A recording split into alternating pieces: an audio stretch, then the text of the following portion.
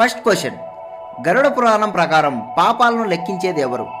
ఏ యముడు, బి గరుడు, సి చిత్రగుప్తుడు, డి విష్ణువు. ఆన్సర్ సి చిత్రగుప్తుడు. రెండవ ప్రశ్న, అధికారుల హోదాలో ఉండి అమాయకుల్ని హింసించే వారికి వేసే శిక్ష ఏంటి?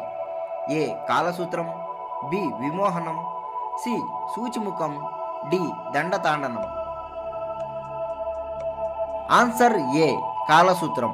మూడవ ప్రశ్న, గరుడ పురాణంలో మొత్తం ఎన్ని శ్లోకాలు ఉన్నాయి?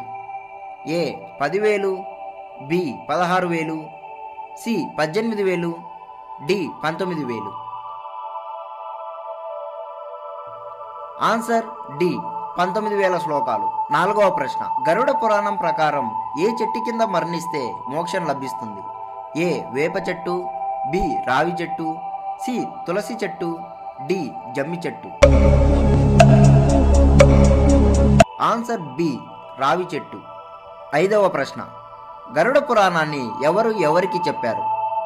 ఏ బ్రహ్మ గరుడికి, బి విష్ణువు గరుడికి, సి శివుడు గరుడికి, డి బ్రహ్మ విష్ణువుకి. ఆన్సర్ బి విష్ణువు గరుడికి.